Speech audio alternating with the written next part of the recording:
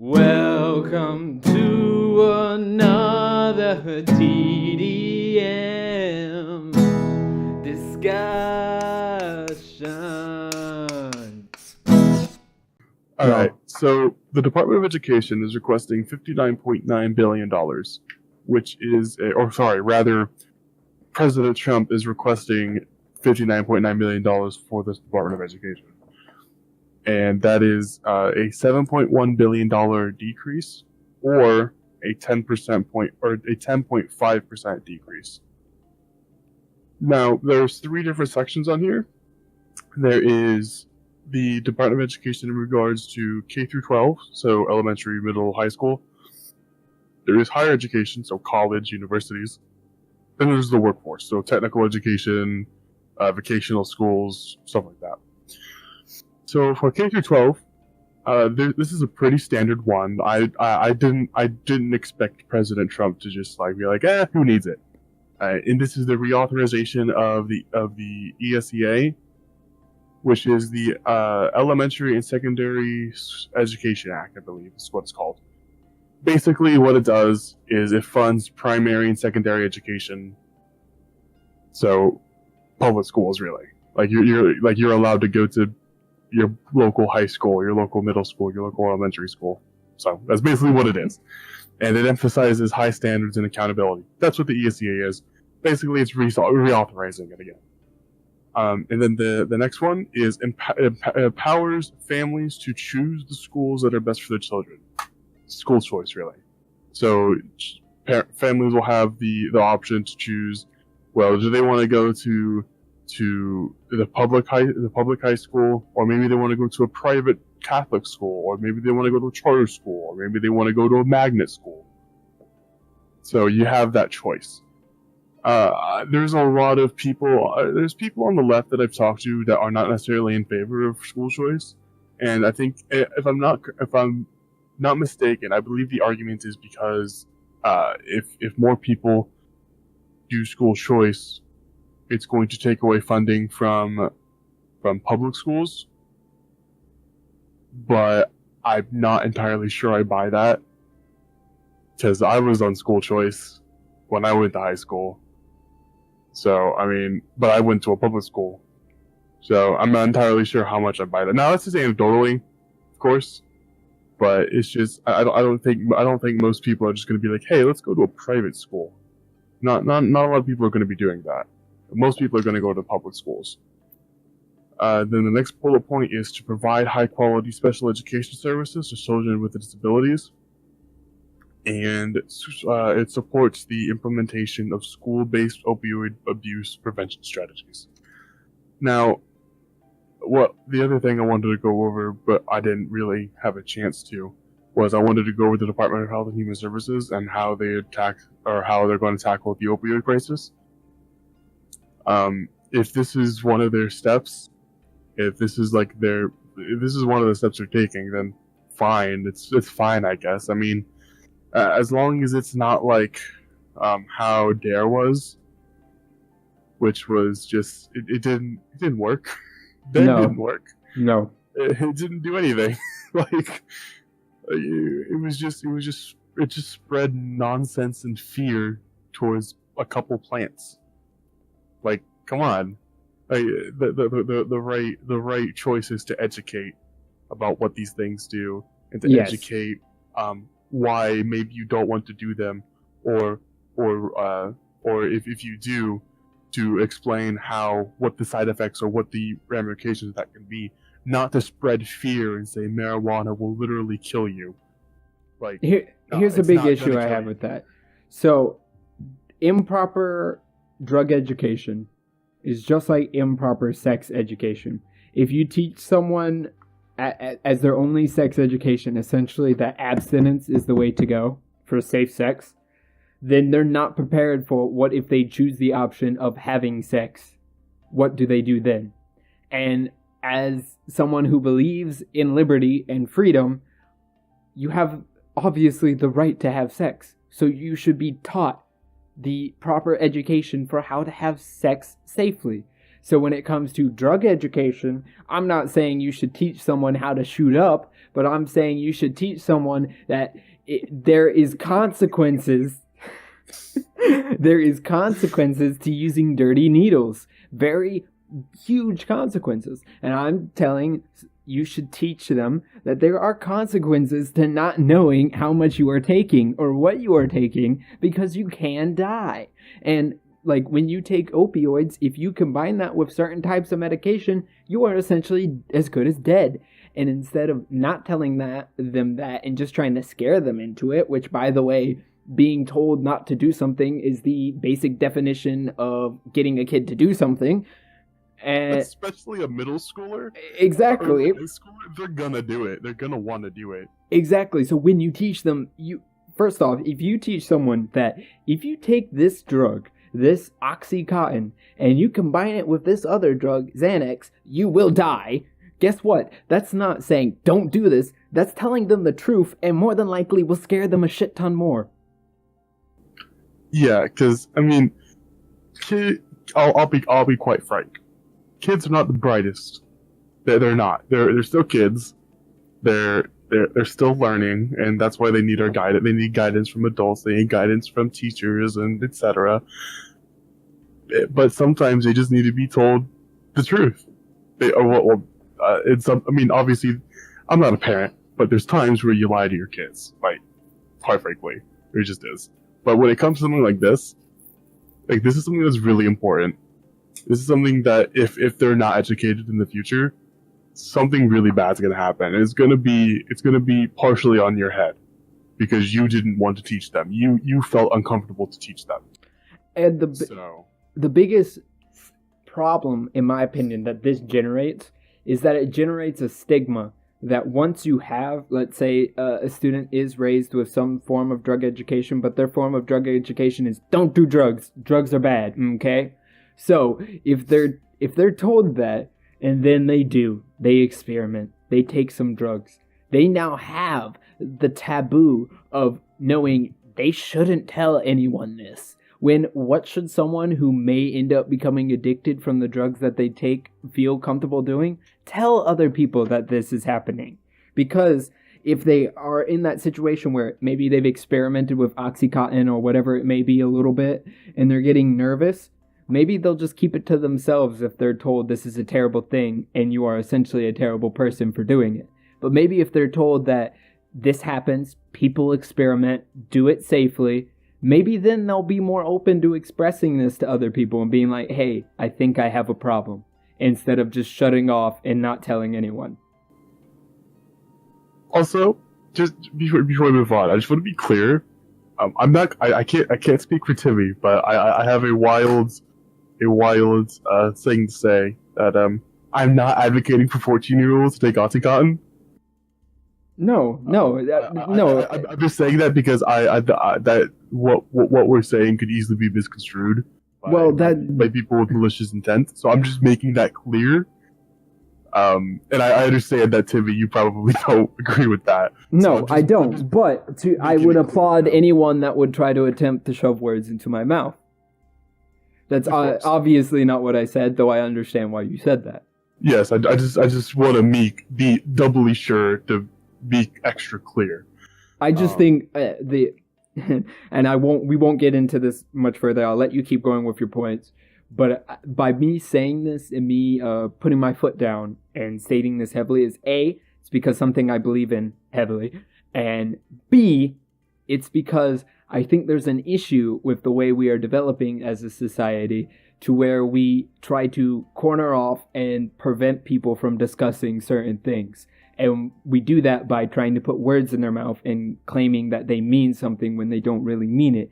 We need to have more open discussion about these hard to discuss things and not be worried about offending someone or about what someone may say about what you said, and actually express these ideas, because if we don't, we won't ever come to an actual solution to these problems. Of course. And I think that's just a function of the internet, so. Yeah, without a doubt. It's just the way it is. So we have to keep chugging along. So for higher education, there's a couple of things in here that as a college student, I found quite interesting, and I don't know how I feel about them. So the first one is it requires colleges and universities to have shared accountability for the repayment of federal student loans. This one I was torn on until Timmy here kind of explained how it could possibly be a bad thing. I think if I'm not mistaken, I think you basically said that. I mean, yeah, it seems like a good thing at face value, but when you dig a little bit deeper, universities are going to have to, if they're having to pay for these loan costs, which are extremely expensive, when they go back to do their budget, they're going to have to raise prices a little bit because they're either not making as much money as they were before, so they can keep improving their education and they do all that stuff, or they're losing money as a possibility. Now, it depends on how this system is implemented. It depends on what degree they have to pay the federal student loans. If it's a very small amount, if it's like, I don't know, just pull a number out of a hat, maybe if it's like 10%, I don't know. Maybe that's not as much. Maybe that's not a big deal. Maybe all that would do is help former students pay off their debts. And maybe it doesn't hurt college tuition as much. But if it's something like 50, 60%, that's a bit much. That's a bit absurd. That's going to raise prices a lot. It's just going to accentuate the problem and make people not want to go to college, which is the last thing we need right now. So the second point, reform student loan programs, basically related to the point before. The next one is expanding Pell Grants for short-term programs. And then there is improving grant making and maintaining support for minority-serving institutions and HBCUs, otherwise known as historically black colleges and universities. That's fine. I have no problem with that. I mean, I don't see why anyone would. No, I couldn't understand. So, investing in evidence-based post-secondary preparation programs, I love that, actually. I think that's a very good thing because college readiness is something that's very important. Especially in today's age where college is very, very quickly becoming just the standard. Like, at least in terms of for most people. Like obviously there's other alternatives. Like Timmy, you're going into computer science, aren't you? Yes. Yes. And I'm using online programs to do so. You don't need an education for that. You don't, or rather, a formal education in the sense you need a degree, or if you go to a technical school or vocational school. But I'm talking like in the traditional sense, where people used to go get their high school diploma and then go work a 9-to-5. The bachelor's degree is quickly becoming the new standard for that, and improving college readiness and investing in it is incredibly important. Because there's going to be kids going into high school who maybe, I don't know, maybe they're not as good at math. Maybe they're not as good at algebra. Or maybe they're not as good at reading. And they need that little boost to get them to get them into college and get them ready for it. So I have no problem with that.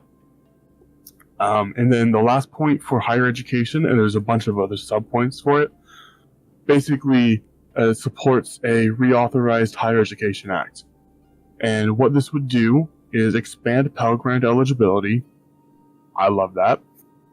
Reforming federal student loans. Don't know how I feel about that. I didn't really see any details on that. Recalibrating grant allocation processes. Ensuring accountability.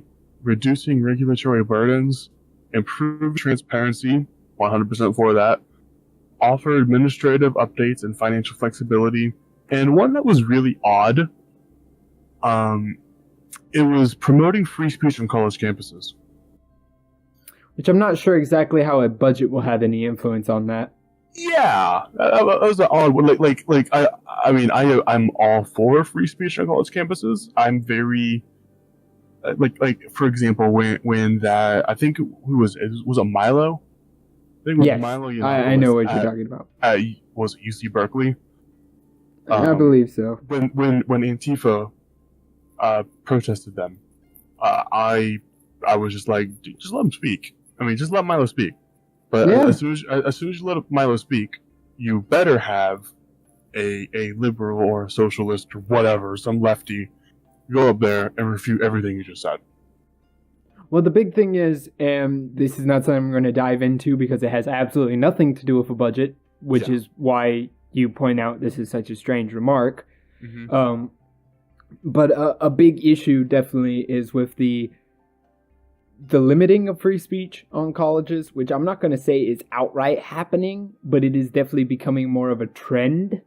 The issue with that, though, is that true attainment of knowledge is not gained by shutting out ideas. It is gained by exposing ideas. Yes. It is gained by fleshing out things till you fully understand what someone may mean when they propose an idea. So even though you may disagree with them, for you to truly learn and expand both your understanding of the world and probably your specific viewpoint, you need to understand where they're coming from too. That doesn't mean you have to agree, just that you need to understand. Yeah, like I have a really short anecdotal story for that. Just because I'm in college. I'm taking an environmental science class right now, and we were having a discussion on climate change. And I have a classmate who is rather conservative. She supports President Trump. Whatever. I that's you do you, boo. Whatever. I don't care. But she goes on and says that climate change is nothing but a liberal hoax or whatever, which I found hilarious. And basically we spent half an hour, 45 minutes, basically trying to refute everything that she said, because it was not particularly difficult.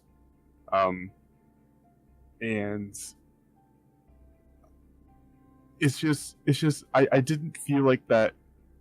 I felt like that we did more good than harm in the sense because we weren't shutting her down, and we were letting her say what she had to say, even though some of the things she said were a little bit unnecessary. They were a little bit, I don't want to say offensive because that makes me sound like I'm triggered, which I wasn't. I actually found it quite hilarious when she said it. I'm not gonna say it, but there's things that she said that were not necessary for a school environment, for a learning environment, that you shouldn't really be saying. And other than that, I felt like that we did the right thing in letting her express her opinion while also telling her why she's wrong, but providing evidence and facts for it, and not just saying, oh, you don't believe in climate change? You're wrong. Like, it should be that way because it's just a scientific fact, but it's the fact that we didn't do that and that we actually gave reasons as to why she's wrong is what's important in terms of promoting free speech or college campuses, whatever. Yeah. So just an example of that, of what, if you're in college, you should probably do that instead of just shutting them down. It does more good. And maybe it opens their mind a little bit. And that's what matters. That's really, and to add one more quip to that, there is definitely a balance to be found in these type of discussions. So, for instance, it's not one particular side that does this; it's both sides. People will make ad hominem attacks, and they will use fallacies. That doesn't mean that to be open-minded and towards free speech, you just sit there and take that ad hominem attack. You can very easily, while still supporting free speech, make sure that it is known by everyone and that other person making the ad hominem that you know that is ad hominem, and that you're not just going to sit there and accept that. Yeah, like for me, before this is the last thing I'll say before I move on to the last portion of my spiel. That there's very few logical fallacies that I will point out, and it's because it's only the ones that are really big and the ones that are used the most. and that is ad hominems, because those are the most prevalent, the most easy to find. And if you happen to not know what an ad hominem is, if you're watching, you happen to not know, it's basically an attack on your character. It's like if me and Tim are having a debate, and I say, "Oh yeah, well you're ugly." That doesn't prove anything. It doesn't actually state a fact. It's an ad hominem. It has no bearing on the discussion. It's just a logical fallacy. It doesn't make any sense. It adds nothing to the debate. There's also the straw man, which, if you don't know, is basically when if Timmy said, "Oh, I support abortion," for example. If Timmy said that, I would say, and then if I said, "Oh, so you're okay with murdering children?" That's a straw man, because it's not as simple as that. You're taking the argument and you're changing it to make it easier to break down or easier to attack and refute. A more common phrase for that would be putting words in my mouth or putting words in someone's mouth. Yeah. And the last one is, of course, slippery slope, which is pretty self-explanatory. Basically saying if you're I believe in very basic regulations for guns.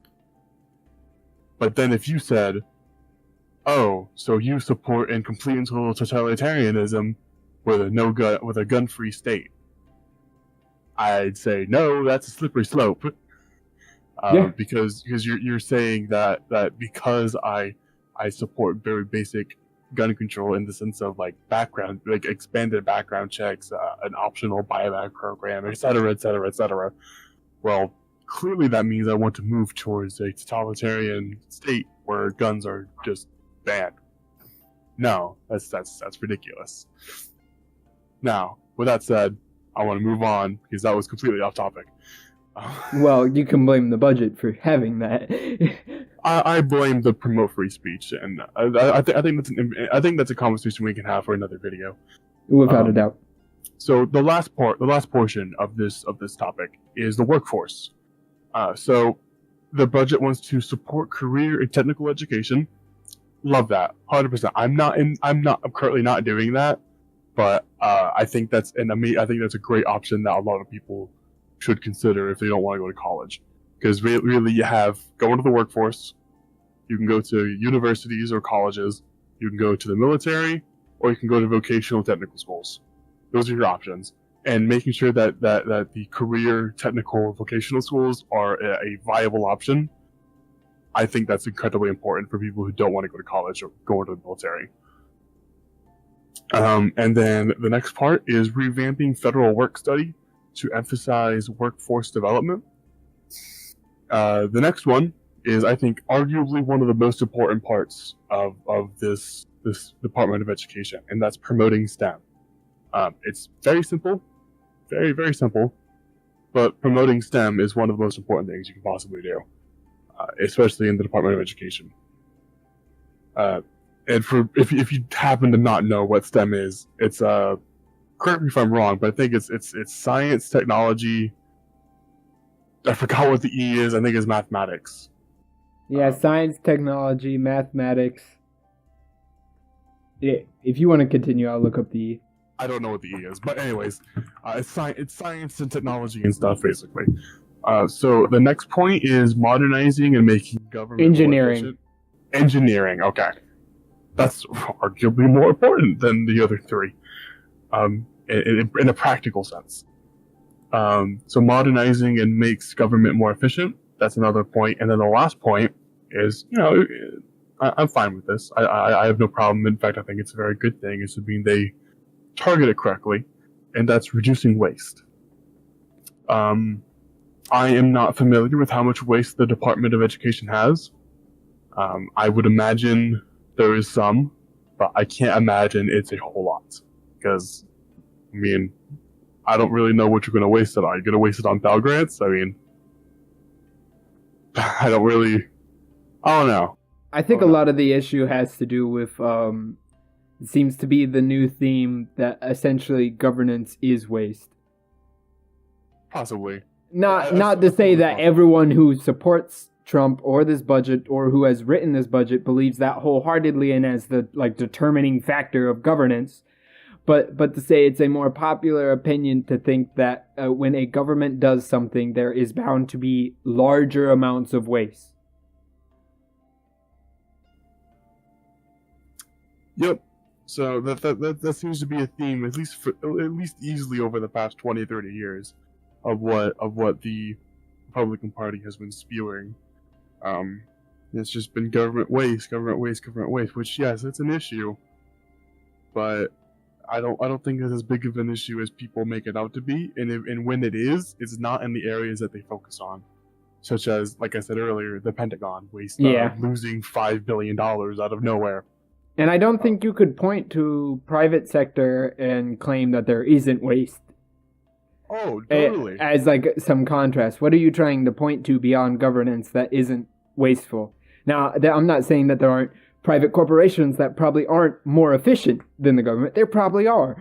But there are still, I'm sure, departments of the government that do a job efficiently, very efficiently. Maybe not utmost to 100%, but do it well.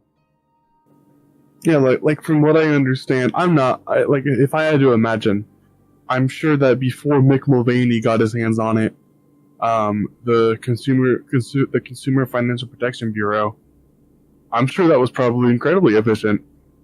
I mean, they returned what? I think it was like $2 billion to consumers and from defrauded transactions. So, I mean, I don't really know I don't know what waste could be there. As opposed to, again, the Pentagon losing $5 billion out of nowhere. So, I mean, I know I seem to be pointing that to as my only point, but it's just like it's just, how do you lose $5 billion? Like, come on. So, yeah, that's basically all I have. Well, thank you for the discussion, my friend. This has definitely been enlightening. Well, I would like to thank you all for listening to this discussion and semi-breakdown of a couple of sections of the new 2019 budget proposed by Donald Trump and his administration. If you are interested in this, please like, share, subscribe, and especially, most importantly than all of those, I don't care if you do any of those, but really comment if you have any opinions or if you either discovered something you weren't sure about, or if you actually checked out this budget after us mentioning it and have a discrepancy. Just let us know. We'd love to hear from you. And if you like this type of content, as well, let us know, because there's a possibility we could go back to the budget and find more areas, as I'm sure TDMTA is more than capable of doing along with me, of other areas we would like to discuss and break down a little bit. So once again, thank you all for listening, and have a great morning, evening, whatever it may be.